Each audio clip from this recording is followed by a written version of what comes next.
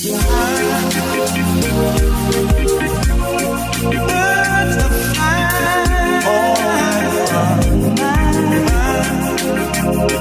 out. Yeah. Hey, podcast listening people, as always, very humbled that you're listening to this. Really, we appreciate having you here. Do us this small favor before you leave today. Do not forget to subscribe to the podcast and leave us a review. Your feedback is really appreciated. It allows us to continue making this a great platform for you guys. And for you guys, I have a fantastic show today with my good friend Scot Chrisman, who is a former professional skier. He is the host of the Athletic Stance podcast, which I believe is ranked 1 or 2 in the outdoor category on iTunes right now. But Scot Chrisman is a really great guy. I met him through the $1 Billion Body, and he works with other professional athletes to help monetize their brand now. So he does a lot of influencer brand development and other related projects. But we talked about some really interesting things on the podcast, everything from vulnerability and entrepreneurship to authenticity, ego in business, getting around really great people and what the impact of that is, and much, much more. And I'm very excited to share with you guys today. Before we do that, very quick, if you're interested in partnering with us or sponsoring the show or collaborating in one way or another, it's something we're absolutely always interested in, and we'd welcome it. So send us an email, milehighmentors@gmail.com, if you want to get connected up, or you can just give us a shout on social media, any platform you find us on. Slide on into the DMs wherever you see us, and we'd love to connect up and see what we can do to work together. Now, before we get on to the show, real quick, if you sell products and services business to business, you probably know that LinkedIn is a really, really powerful platform, and it's a great platform to do that. But most people just don't know how to use it effectively. So our partners over at Active Blogs are putting on a webinar. You can check that out. It's called The Missing Links to LinkedIn Success, activeblogs.com/webinar. And it is a free training on using their unique 7-step system to successful social selling on LinkedIn. All right, guys, without further ado, I would like to welcome to you Scot Chrisman to the Mile High Mentors podcast.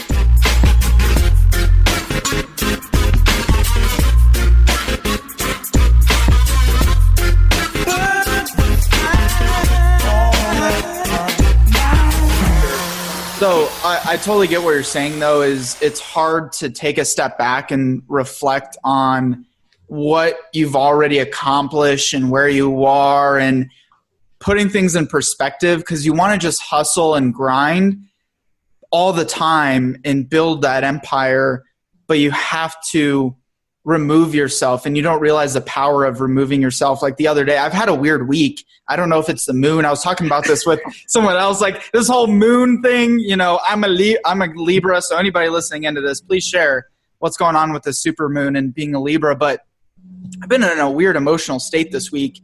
I've had some major challenges with the business, and I just cut myself off at 2 p.m. the other day. I left. I dropped everything, turned everything off.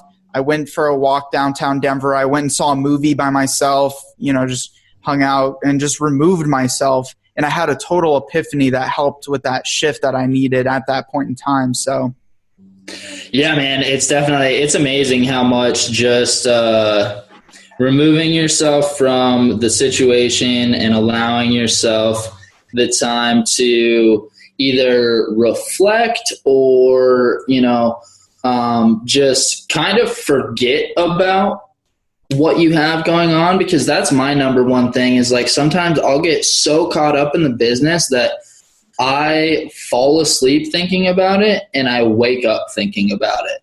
And when you're in that position, like days fly by.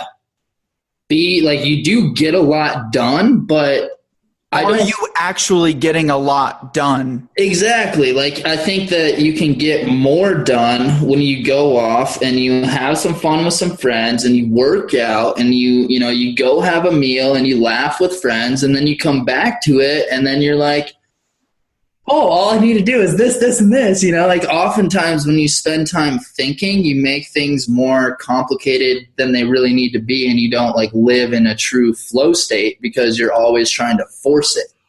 And like by forcing it, you just make it harder.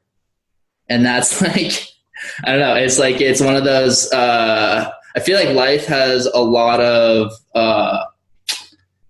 like hypocritical or like paradoxical laws almost, The yin and the yang almost. Yeah, exactly. Yeah, where you have to, like you have to not work to find success in some in some ways. And for you and we're younger, we're so early into our entrepreneurial journey that we have the energy to like do, just like climb, like do that constant like pounding and climbing and hustling and grinding. And it's like, sometimes it really is like you're trying to dig yourself out of like a tar pit or quicksand. That's what entrepreneurship is a lot of the times. And if you can get yourself to relax and like, really flow and go downstream, then I'm now really starting to try and wrap my head around this. But it's tough. Yeah, definitely. You find that in athletics too, because you can go out and you can do 2-a-days, 6 or 7 days a week for a long time. And like, yeah, it'll make your mental toughness just through the roof. But mental toughness, like, yeah, if you are needing to go out on the battlefields like a Navy SEAL, or if you are in a certain situation where it just requires like an immense amount of stoicism, which I think has kind of like, there's a need for stoicism in society because the way society is going, we have gotten softer and tending to be like in a more comfortable, like we all just seek comfort. And that comfort creates stagnation. So stoicism and being able to endure discomfort allows you to grow. But then there's also a very fine balance of like also living in this world where we have so much information and we have evolved consciously so much to the point where we understand what's going on inside of our bodies. We understand what's going on in so many different aspects that it really takes slowing down and figuring out all of the systems within the organism, whether it be your body or the business or whatever, and then coming back and being like, okay, well, all I need to do is, eat healthy and work out, 3 days a week, very, very, very intentionally, and I'm actually going to get stronger. And it's like, okay, well, I can, consume content on these areas, do a podcast here, make sure that I have, these couple things in place, and then go out and have fun. And I might actually make more of an impact than staying at my computer 12 hours a day, 7 days a week. And it's like, people also don't want to see someone who is just at their computer all the time. That's not a life that they want to have a role model for, Right. So, and if you want to have a personal brand like I do, I need to be out there having as much fun as I am hustling and grinding, or else people are going to be like, well, that guy, like, I don't want to do that.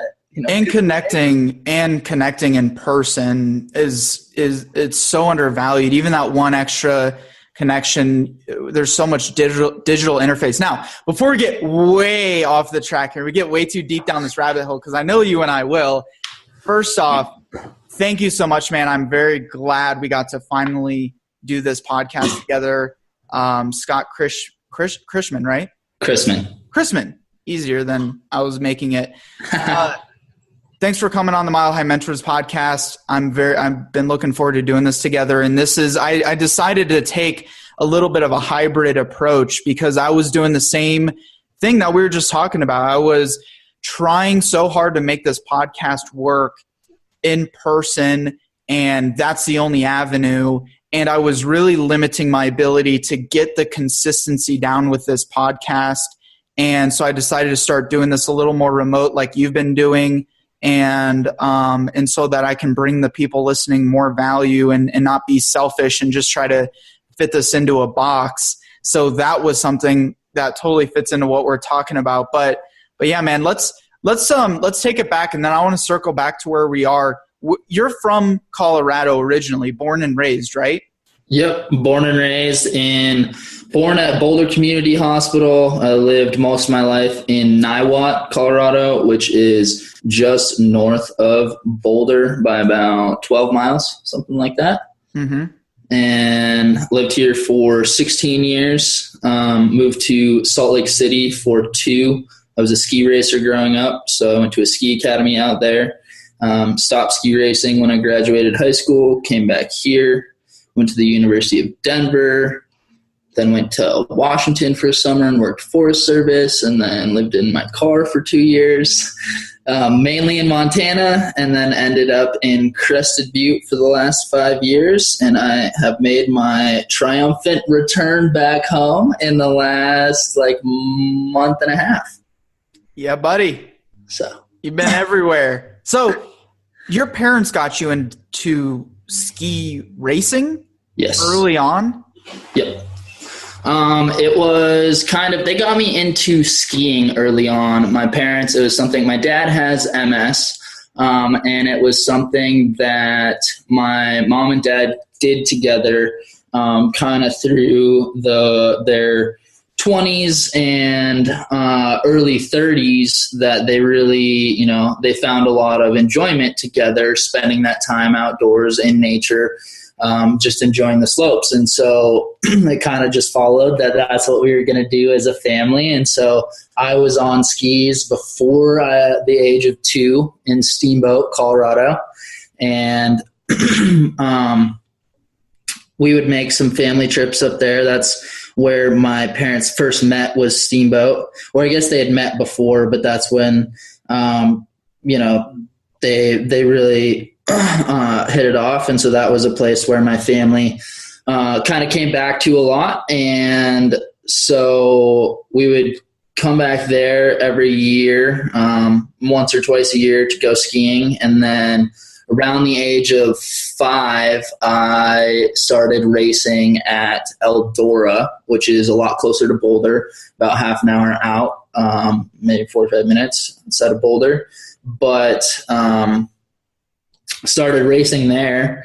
And then at the age of 8, I won my first race in Winter Park. And that just kind of set everything up for what was a 10-year journey, going to Junior Olympics, getting second in Junior Olympics, going to J2 Nationals, being ranked in the top 3 in the nation for my age, consistently in giant slalom and slalom. And then, led me to a big personality dissociation at the very end, because I quit skiing and that was all I knew for my whole life. And it was kind of a big personal ordeal. But yeah, that's kind of a brief little story of the skiing journey, I'd say.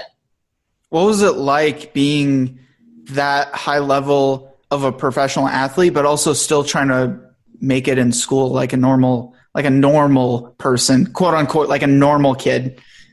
Yeah, I mean, so part of, I don't know what made it a little weird for me is I knew I wasn't normal. I never thought I was normal. I thought I was really different just from the get-go. And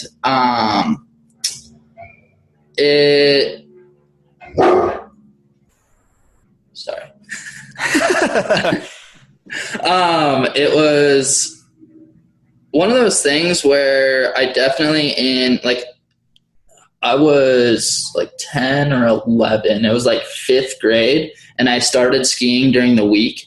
I would be taken out of school 1 day a week to start going skiing. And kids were just so blown away that I was like getting to go skiing once a week. I'd get out of school at like 12 and get to go skiing, and like kids definitely did not like it. And it made it really hard for me in a socialization sort of way, because it made me extra different, you know. It's like, and I would go skiing and I would come back and I'd be like, yeah, I like won this race, and it was against, you know, like 75 kids and whatever. And I'd come back and like these kids would be talking about winning their soccer game or winning their basketball game, and be like, I won this ski race, like not a team sport. Like, I won this race, me. And they'd be like, they just wouldn't even understand it, comprehend it or anything. And at that point, you know, we didn't have the beautiful social media or anything. So it was like, I like was just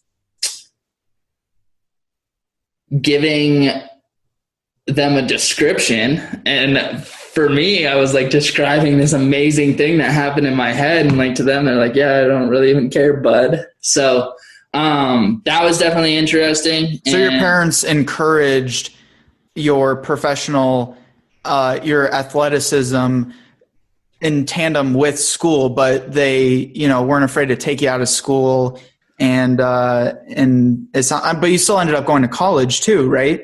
Yeah, so they were really huge advocates for me learning, but they didn't put a box around what learning meant.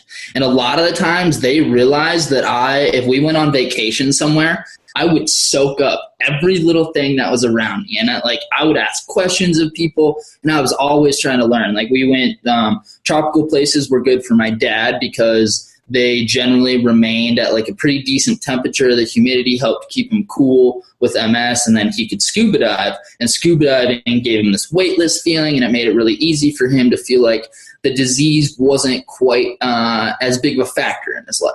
So it was an amazing place that we would go, and I would just constantly ask questions and just be that kid that was like trying to learn everything. And my parents realized that like I was probably learning a lot more when we were going on these trips or when I was going out skiing and like learning about the natural laws that exist in the world. Like, when you fall, it hurts, and you have to like knowing the difference between being hurt and being injured and acting accordingly.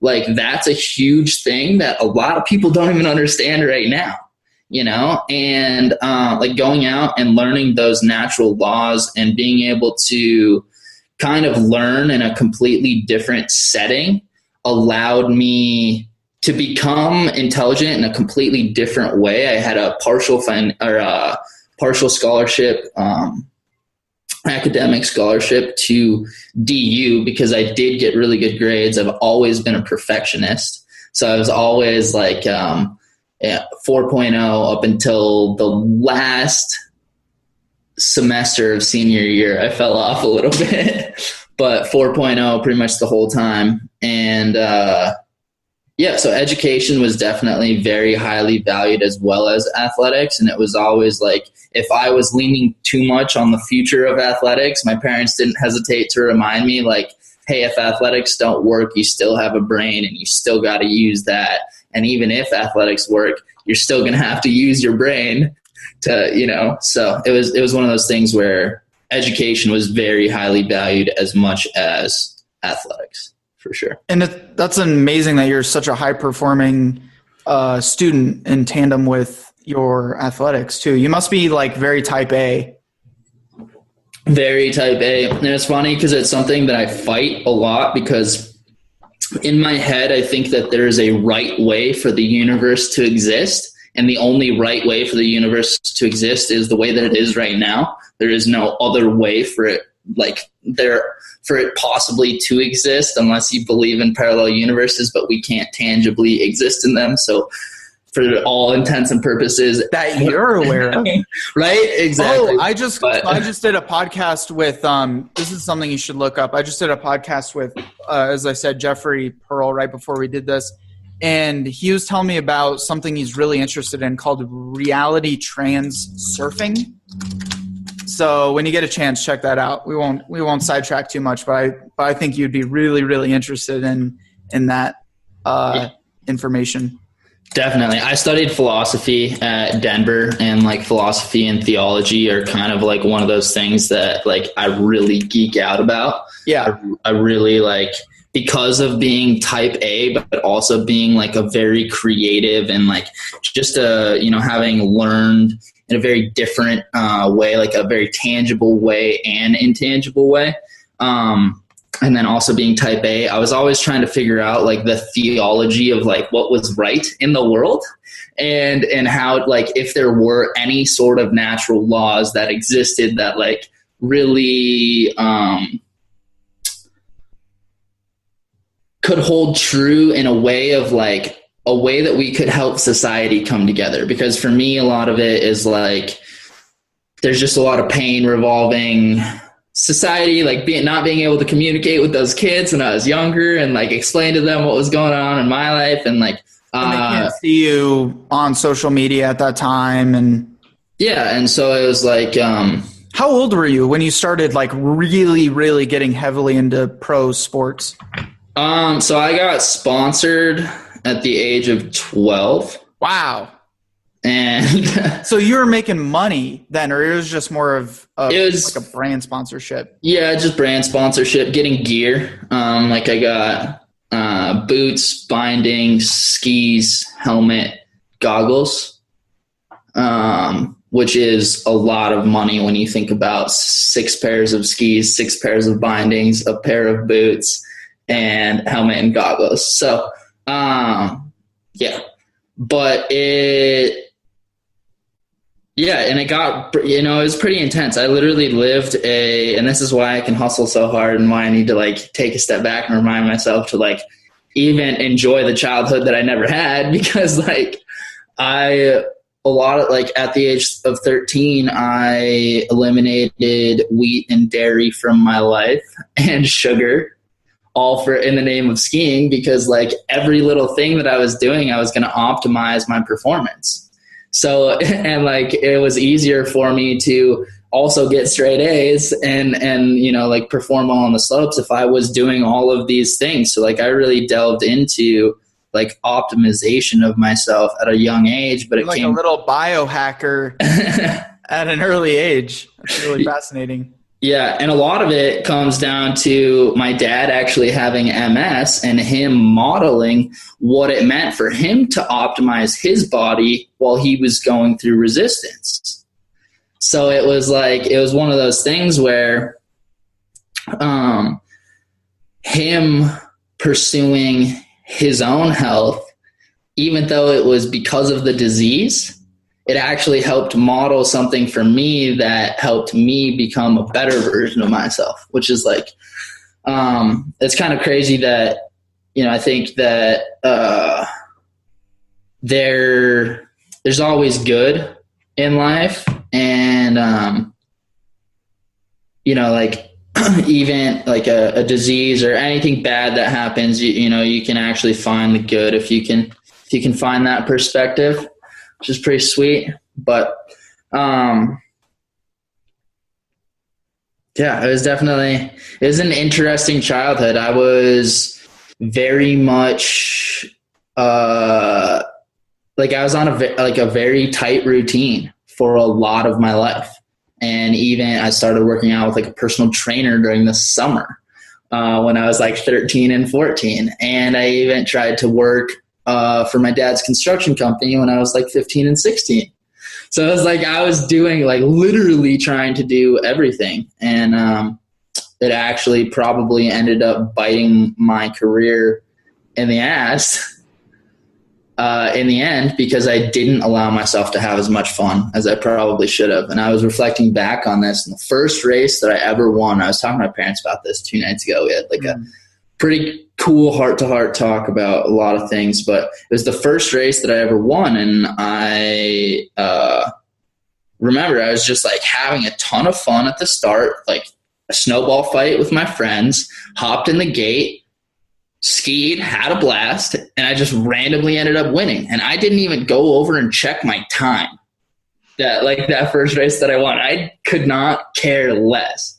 And then it was like when I started to place my validation externally And I started, like, people started to give me attention because I did win, and I liked that attention, and I allowed that to like shift where I put my, my own personal validation. That was kind of like the bane of my existence eventually. But get addicted to that feeling and that attention that carried you through, childhood. Yeah. And so I think you had a lot of reward systems being triggered very early on without, the self-introspective award system of being satisfied with what you're doing and being satisfied with where you are and enjoying the climb because you're at the peak of your performance at that point, right? Yeah, and if I'm at the peak, then the only place to go is down, so I have to keep going up. And so it was like, yeah, I definitely very much was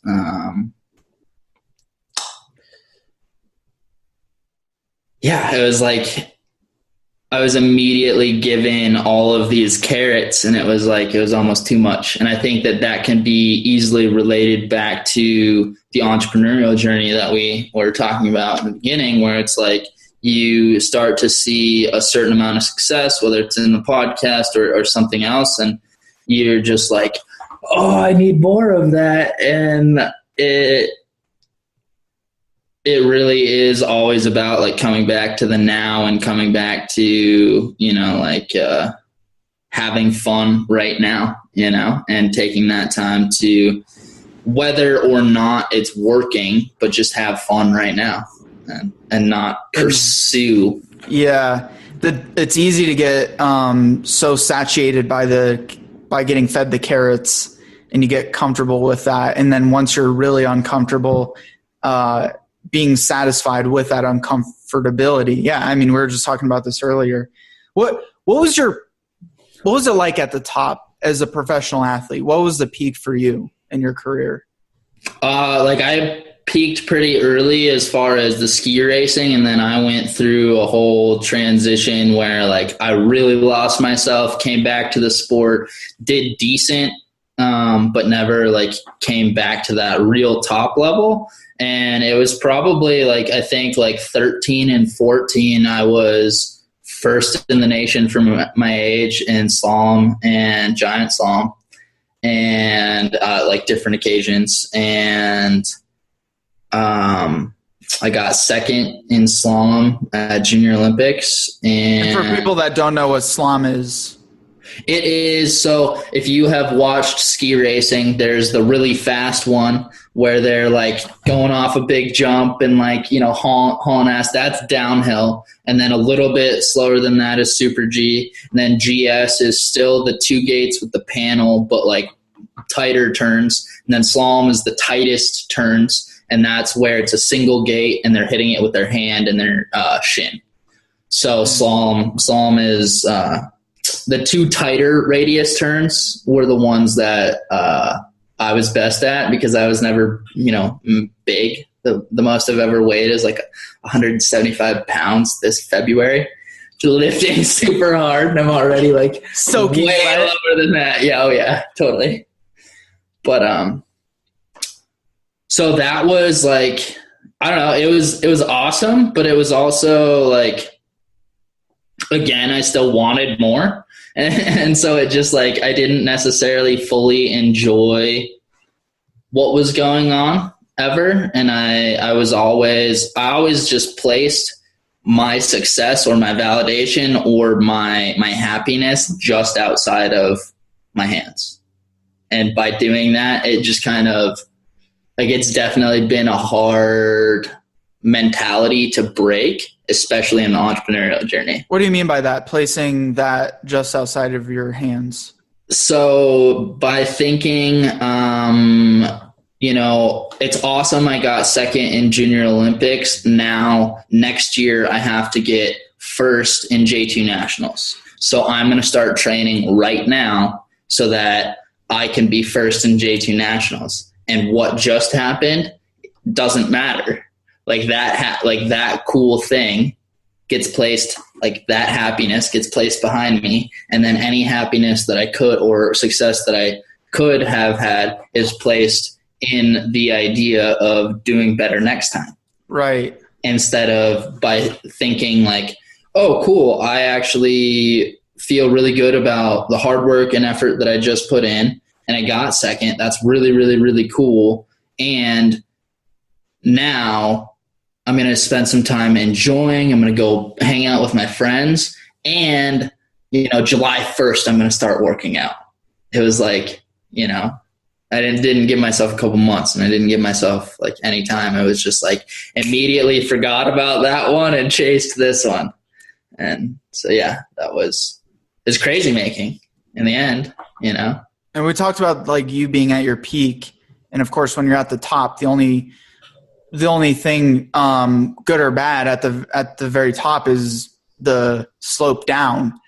So what was that like for you in your transition to where you're at now? So it's definitely been a very long road since then. That was pretty much the first half of my life. I'm 28 now. So it was really hard for me to put on weight, even though I was trying to optimize my body. And I was racing against kids that weighed 180 or 200 pounds and who could squat, 300 pounds, stuff like that. And I was, struggling to squat above, 225, stuff like that, and struggling to weigh more than 140, 145 pounds. So the weight helps you when you're skiing, when you're speed skiing? Mm-hmm. It helps you, like in slalom, you're hitting those gates. And those gates are resistance. So the more mass you can have to overcome that resistance, then that obstacle in the way, then the faster you're going to be. And also, especially when you start to increase the radius of the turns, then that mass really helps with your speed. And so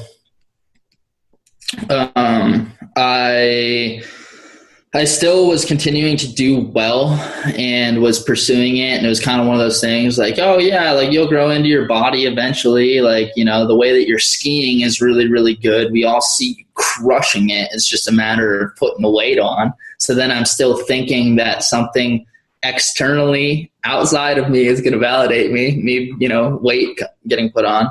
And then I move out to Salt Lake City and I go to a ski academy there. It's a college prep school, prestigious college prep school, and ski academy of like the top 25 ski racers in the nation. So it's like this really prestigious place.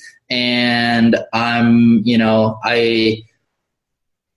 not seen there for the same person that I was seen at Eldora Mountain Ski Club. And so I didn't get as much attention and I wasn't getting the external validation that I was getting at Eldora Mountain Ski Club that was helping continue my cycle of pursuit. And so I was still internally pushing for it, but I wasn't getting quite as rewarded and my results weren't quite as good. I would have a hot one here or there that people would be like, holy crap, like you weigh 135 pounds and you're crushing it right now, but it wasn't that same consistency that I had had before. And then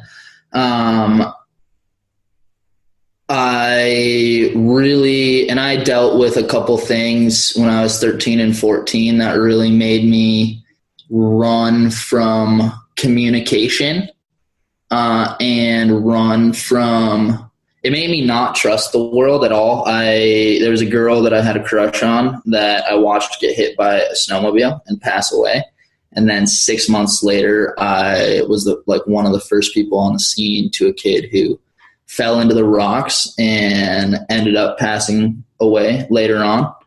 And that really rocked my world, gave me some serious trauma. And I legit, when I was saying that I had a good conversation heart to heart with my parents, I told my dad for the first time that I had a crush on that girl 3 days ago.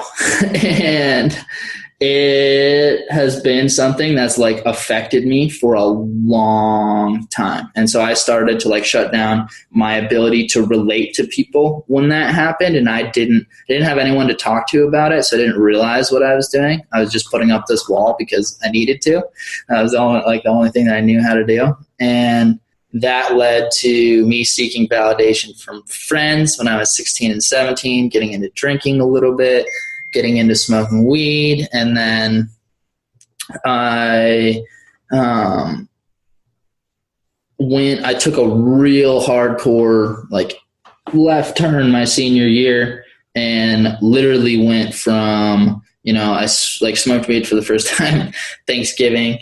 And then I was like selling drugs and like doing drugs and drinking almost every day by like January 1st. So like instantaneously was like threw it all away and started to do this other stuff because it was like, I have put my whole life towards this. I'm not putting on weight. My coaches don't see me the way that I need to be seen. I can't relate to the people here. Like, it's just like all these factors lined up to the point where I'm like, I literally just kind of like silently blew up, like had this big implosion, and then just like turned towards drugs. And my dad was, my mom was still living in Colorado. My parents were together, but my dad had moved out to Salt Lake City to try and help me out. Felt like I had so much pressure on me with like all these different factors. And my dad also, with having MS, was focused on what he had in front of him. And so it made it kind of easy for me to, like, he would go to bed at 10 and I would pretend to go to bed.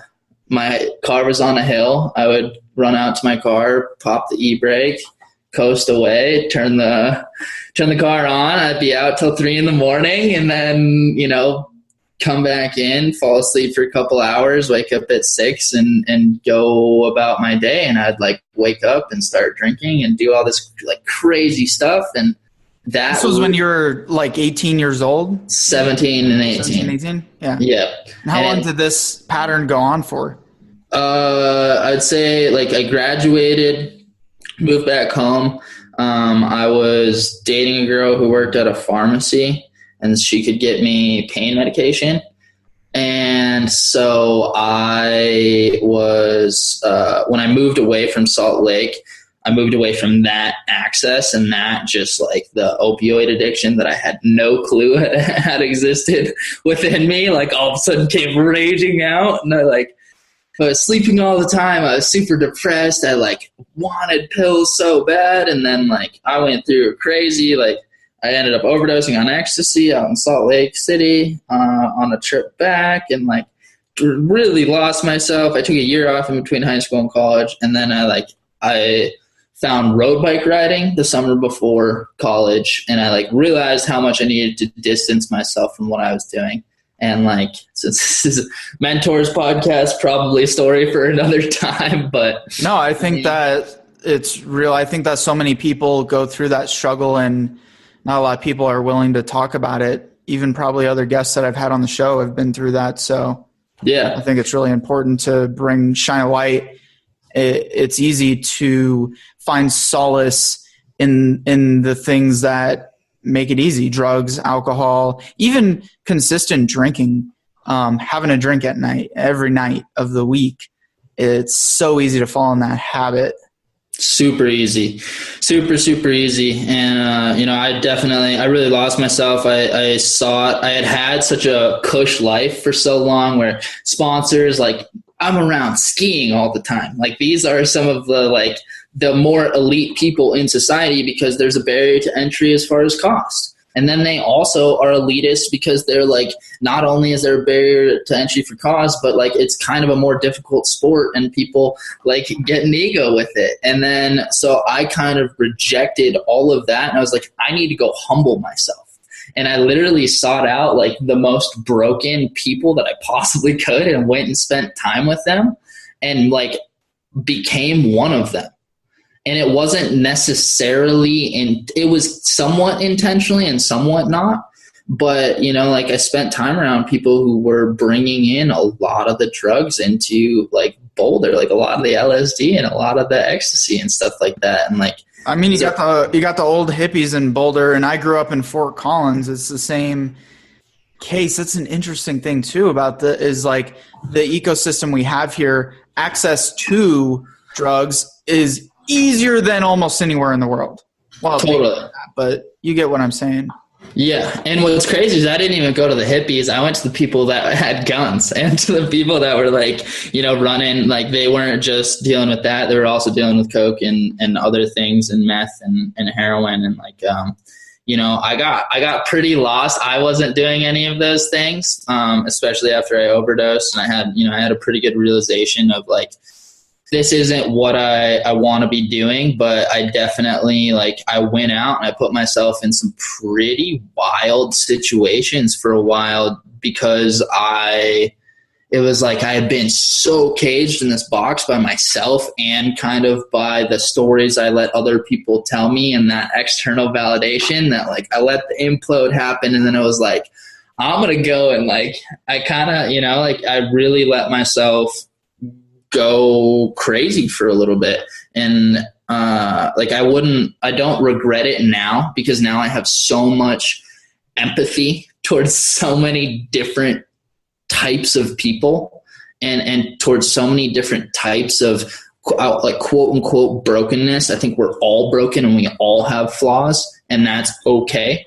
But, just expose myself to so many different types of that brokenness and addiction and all of that. And I think it's allowed me a lot of ways to relate. But so I went back to the University of Denver, basically a year and a half after graduating. It was like a year and 3 months or whatever after graduating.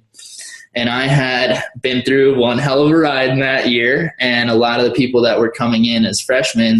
And you were still succeeding through school. Like you're still achieving grades while you were in this phase of your life? Yeah, my senior year of high school, I had some, like I said, my grades dropped a little bit, but I was very cognitively, I would be drunk and high in class, have my head down, and one of the teachers would call on me, and I would just I would go to where they were in the lesson, and then I would start telling them where they were going next. And it's they would just teachers hated it. Because they knew that I was messed up, but they also knew that I was intelligent and had all the they didn't know what to do with the situation, and I was still pulling it off. So they were they just kind of let it go, it was weird, but it allowed you to fly under the radar for a while. Mm-hmm. Yeah, exactly. And that was high school. Graduated high school, took the year off, went back to college, and college was definitely a different story for me. College was a lot of the kids there had not taken the year off, had not gone out and explored their party side. They had partied a little bit that summer, but now they were gone from their parents' place and it was time to go wild. And I was like, screw all that stuff. I really, I still have an academic scholarship here. I'm borrowing some money and I want to be here to learn. And I would show up to these, to places, and I would drink occasionally and I would smoke weed, but I wasn't there, trying to get super messed up and trying to do all these things. And I would show up to class and I couldn't even hear the teacher talking because everyone was talking about the party last night and all these things. And it gave me a lot of social anxiety and also an inability to relate. And I was still fighting. At that point, I was like, oh, I've been this person. I've been this shitty person. Now I'm back at this prestigious school. I'm I have no clue who I am. I'm still dealing with these struggles of not wanting to get close to people because of I haven't dealt with these traumas and all of this. And it's so there's this hill called Ruby Hill, which is, downtown Denver. It's a little rail park. And I found Ruby Hill and I went there and I started skiing. And I was I had done some rails before, but not really many. And I started hitting this rail and I was crushing it. I was doing some of the tricks that were kind of hot at the time. And in rail skiing, and it was this completely different aspect of the sport. And my mind just went off again. I was oh man, this is what I love. This is having fun. This is doing it for me. This is all of these things. And so I literally ended up at Ruby Hill or smoking weed in my dorm room pretty much the whole time I was at college. And I kind of, made it a year and a half with some decent grades. But it was like, I was really loving studying philosophy, but I wasn't pursuing an intentful end to the degree, if that, like a college degree. And I wasn't like looking towards the future. It was just like, I'm curious about philosophy, I'm going to study it. It was awesome. But it was like, I'm not willing to go into this much debt, plus holy shit, skiing again. And I found the Free Ride World Tour. And so dropped out of college, and the summer in between my freshman and sophomore year of college, I got to go do the Forest Service up in Washington.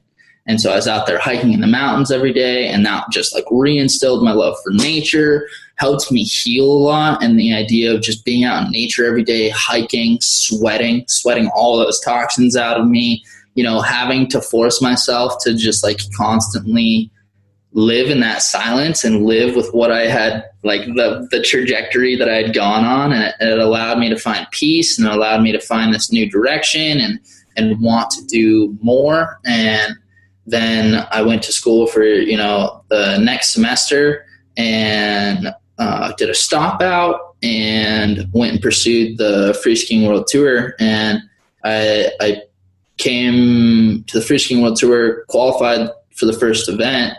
And I remember I was on the start list next to two of my idols in the scene. And it was like immediately I was placed right where I wanted to be. And so I was 21 or 22. And I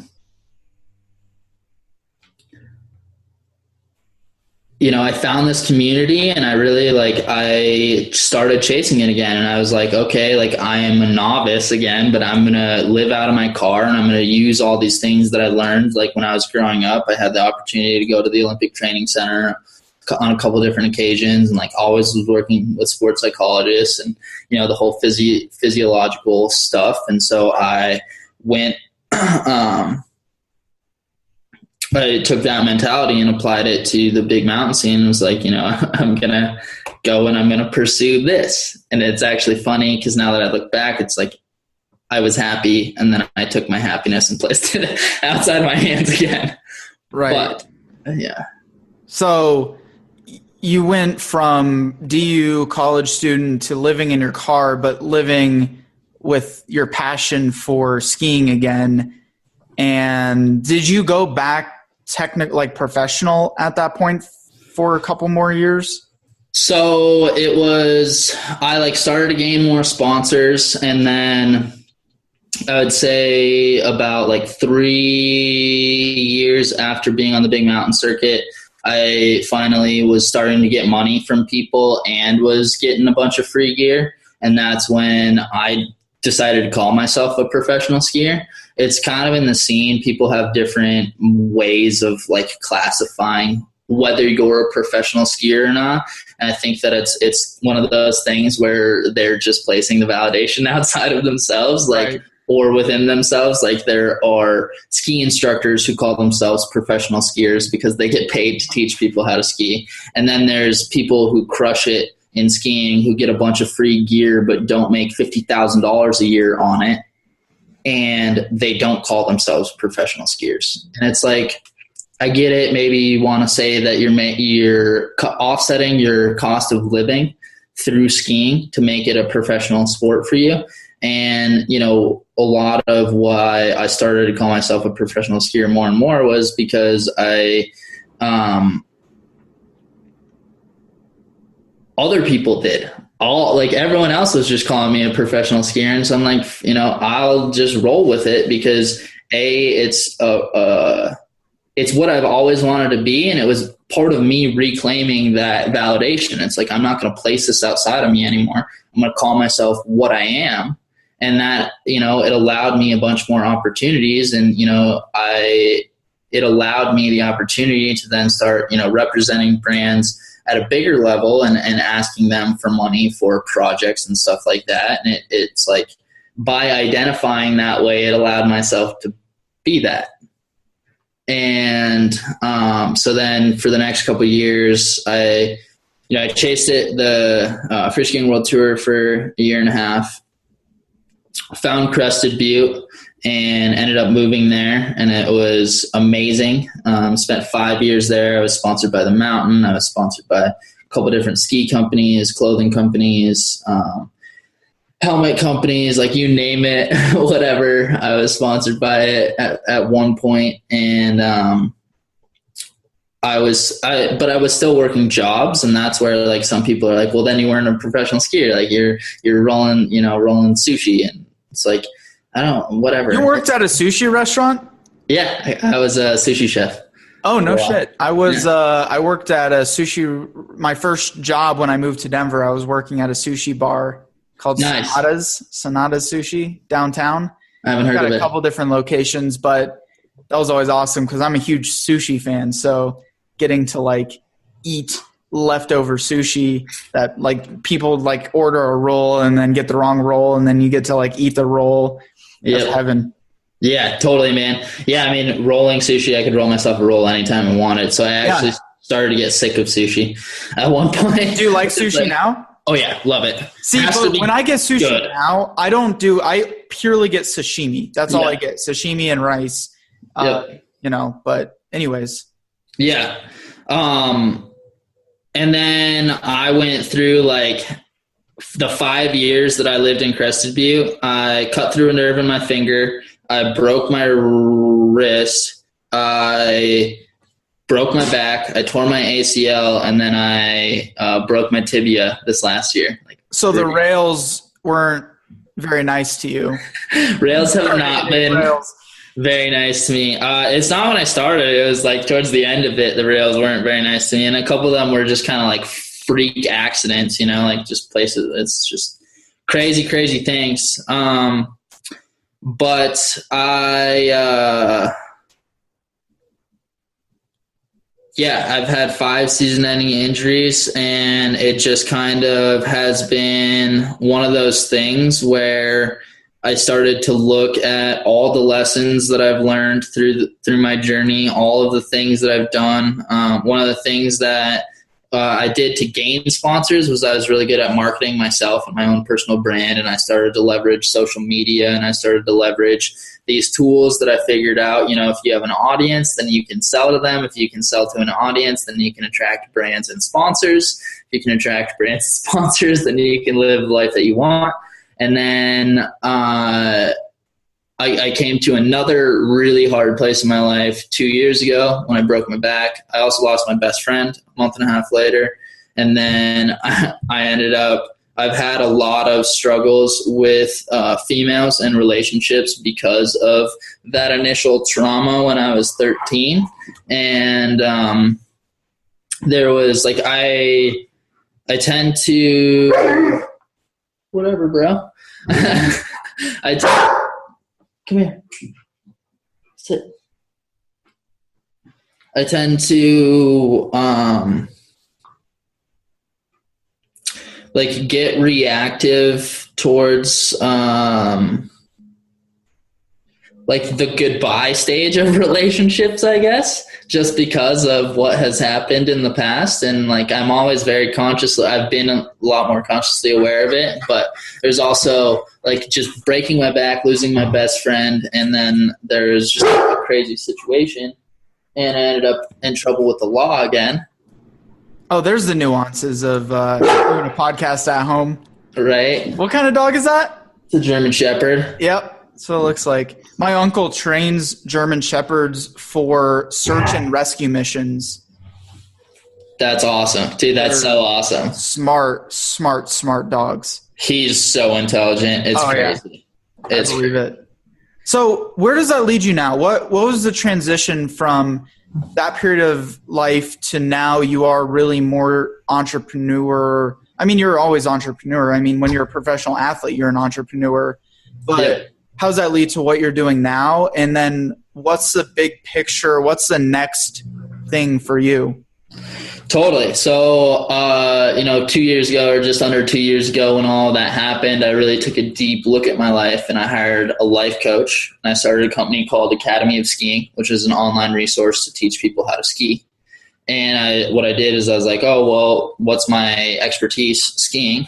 I already have an audience that I can sell to, and I'm going to create a product to teach people how to do what I do, because a lot of people ask me how to do what I do. And so I started Academy of Skiing, and that's kind of, where I cut my teeth on the real digital entrepreneurial journey of like creating courses, chopping together videos, like, creating like a rubric and like all these different things for the course creation. And I did decently with Academy of Skiing. I learned all about the resistance of the entrepreneurial journey and the digital way, and all of that. And by audience, you mean mostly your Instagram audience at this point?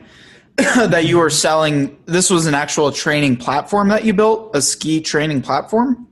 Yeah, so it was a workout program and a beginner to intermediate course. And then I have a park course that has yet to see the light of day, except for to a couple beta testers. Dope. Hey, we're building side note, we're building we've been a services-based business for 18 years. And we're building a training product into our business. So we'll have to talk about that soon. I love your help. Yeah, of course, man. I would love to offer you any of the information that's up here. Bring it from the brain, baby. Exactly. So that, I hired a life coach to get, to help me get my stuff together again. Because it's been this crazy ride. And then I ended up working for the life coaching company during the spring of last year, spring and summer, because I tore my ACL. Academy of Skiing I needed a little bit of extra money. I ended up flying out to San Diego, and that's when I cold called Nicholas Bayerly about the life coaching program. He turns around, sells me on his live event. I show up at his live event, and he closes me on the mastermind. The mastermind helps me start my podcast. The podcast hits #1 in sports and iTunes in early April, and that's when all this stuff is going on. And I make this decision after breaking my tibia to say, like, I have a bigger purpose in life. It doesn't revolve just skiing. Academy of Skiing is cool, but what I've realized is that athletes don't actually get to own their own personal brand. A lot of them are externally validated, and a lot of them don't realize that if they create their own personal brand and they create their own audience, they can leverage their own expertise, create their own personal products, and sell those products to their audience. And they can actually make a bigger difference in the world. They don't have to chase sponsors to then turn around and champion the sponsor's vision. They get to chase their own vision and be a champion for themselves. So that's turned around. The podcast is called The Athletic Stance, and The Athletic Stance has now grown past the podcast to a Facebook group and a brand where I teach athletes how to become influencers and entrepreneurs, take the power back from sponsors, leverage ski athletes or professional athletes. Professional athletes. Put me in the room. Put me in the room. Through the door, I think. Yeah, he is. Do you need to let him out? I'll let him out real quick. But put me in the room with LeBron James, and I'll show him how he can make more money with a 90-minute mindset course than he does playing basketball right now. We'll take a quick break on that one. Dog's going cray-cray in there. Guys, while you're listening to this, don't forget to check out Scot's podcast. But your podcast has mostly ski. It's all skiing. Mm-hmm. So The Athletic Stance, a skier's perspective with Scot Chrisman. So really it's tied into Academy of Skiing and the whole skiing side of things, where I'm leveraging my expertise and then my connections to ask the people who have been the game changers in the industry. I've interviewed 2-time Olympic gold medalist David Wise. I've interviewed, Ingrid Backstrom, who has drastically changed the landscape of the sport for female athletes.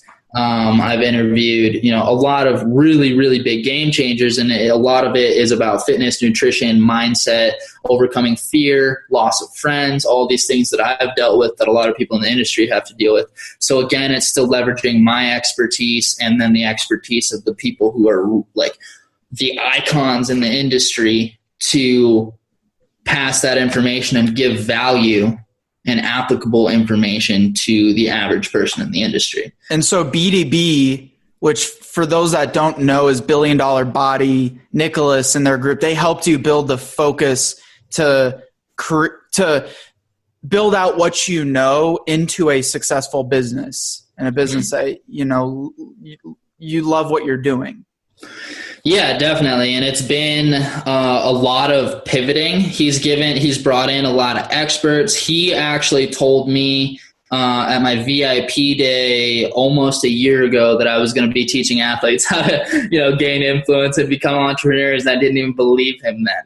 And now, it's like 9 months later, that's what's happening. So yeah, his expertise and even his, foresight and probably some NLP and some seeding in there helped me, get to where I'm at right now. And a lot of it, and I don't discount Denver Elite Men either, because that is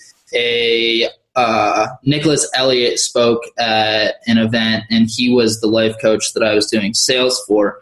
And Nicholas Elliott is how I met David and Frankie. Shout out Frankie. Shout out Frankie. Nicholas. I had Frankie on the podcast. He's a G. I love Frankie. He is an awesome guy. Yeah. So I would say, all of them, finding community. What I was really lacking a year ago was, I can't believe it's only been a year. That's so crazy. It feels like so much longer because my life has been so much more fulfilled and complete with having brothers in my life, like meeting you, meeting Brian Clark, meeting, Jay Harris, meeting Landon and Ross and Tim and, all these men, and then all the men in PDB as well. It's like having other men in my life who not only have made mistakes, but are willing to talk about them, be vulnerable, who are willing to be entrepreneurs, who are willing to put themselves out there, who are pursuing better, all these things. I think it was really comforting to be able to be around others and realize that I wasn't so alone. And entrepreneurship is lonely as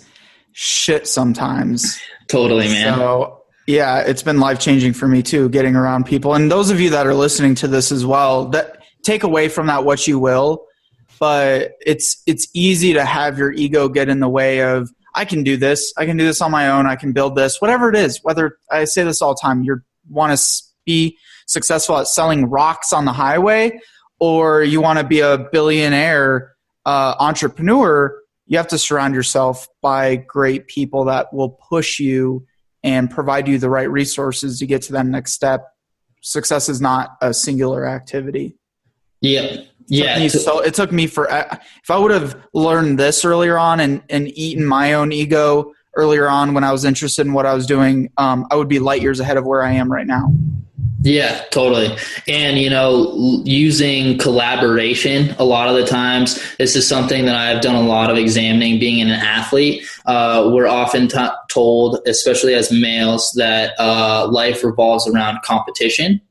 And we're in a day and age where competition is really just going to isolate us. And like you look in the Bible or you look at any spiritual text, it's spirituality revolves in community.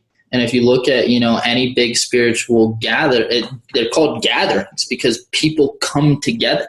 And like when you isolate yourself, you remove yourself from society, which is like, in the end, we all just crave being able to know that if we get sick, if the tribe is if we're sick and the tribe is going to surround us and keep us healthy, as a base instinct, like that's what we want. We want community, and So it can be really easy, especially this day and age. Like we have these cell phones that separate us from the world, or we have all these little barriers that stop us from really truly relating to each other in some ways. And I think when we can break down your own barriers and you just start being vulnerable and raw, and you find those communities where there are like-minded individuals. And you got to be careful about this, because when you get vulnerable and raw in a bad situation, people will poke at it, and all of a sudden shit, like you then won't you're getting taken advantage of rather than being elevated. Yeah, exactly. And you won't ever want to get vulnerable again. But I really think, a lot of what we've talked about from the beginning to the end of this podcast is like being able to relate to people, that internal versus external validation. Like if you are in the company of others and you're just living now, then there isn't any time to think about internal or external validation. You're just there, and like your soul and body are in the presence of others. And then like it's when you get lost in those times of throwing snowballs before the ski race and having fun in the moment, and when you get lost in those times, that I think the real true magic happens, and you cultivate the energy to then turn around and place it back into the areas of your life that you want to move forward with, and I think that it's just really important to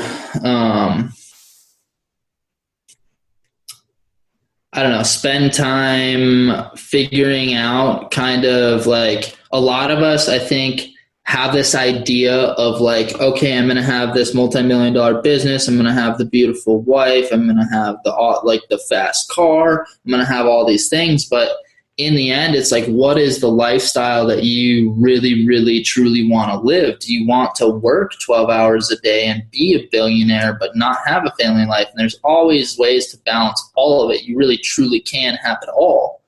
But it's reminding yourself that like, okay, maybe I'm telling myself the story that like, if I work 12 hours a day, I'm going to be a billionaire in 15 years. Or if I work really hard now, then I'm going to be first in J2 Nationals next year. And it's like, no, my journey is enough, and I have my sights set on being a billionaire, but I also give it back to God or the universe to allow it to happen, and I'm just going to play my part, and I'm going to be the player in it all, but I'm also going to like accept my humility and just be in the now, and whatever works out, I'm still going to choose to be happy and to learn and to grow. Because no matter what happens, like you're saying, like it has been a hell of a week for me. Let me tell you, it has been a hell of a week for me. But I'm choosing to turn around, surrender, send love to the person who's literally trying to destroy my life right now, and, give them the grace by thinking that if they are willing to do this to me, they are so hurt that all I want for them is for them to be okay. All I want for them is for them to be, healed, and for them to not have to feel this way, because if they feel that way, they feel bad enough to attack me in that way, then, it is what it is. And they're hurt so bad that they need love and attention, and they need to, learn how to love themselves. And, that's kind of a little bit of a tangent, but, I think that it's really important to, know that you're internally validated, but also, have those places where you can seek counsel like DEM or like BDB, or mentors. Mentor. Exactly. Yeah. Scot Chrisman, thank you so much, man. That was incredible. I think we're going to wrap it with that. And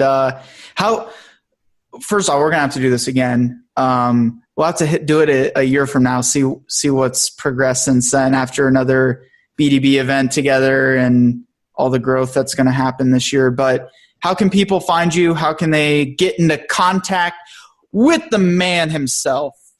Sweet. Yeah. So you can find me at Scot Chrisman on Instagram. I respond to pretty much all my DMs there, unless it's spam, or pitching an MLM. And you can email me, Scott, spelled with one T, at theathleticstance.com. And then I'm always on Facebook, Scott, spelled with one T, Chrisman, Chrisman. Not a lot of 1T Scots out there. No, it makes it awesome. Yeah, because I was trying to find you earlier, and I was like, damn it, there's no Scot Chrisman anywhere. Right. Yep. 1T. And then, my podcast is on iTunes. If you just search The Athletic, it should be the first thing that pops up, The Athletic Stance. Skiers Perspective with Scot Chrisman. And, a lot of that is outdoor sports and stuff. But, I got things all over the place. But hit me up. I always love to share my knowledge and add value wherever I can. So feel free to get in contact with me. Awesome. Well, guys, thank you so much. As always, really appreciate you tuning in. Don't forget to subscribe, leave a review before you leave. That always helps. Scott knows he's got a podcast. Those reviews bump you. They give you a little bump, and we want to help other people get this information. So we will see you next time.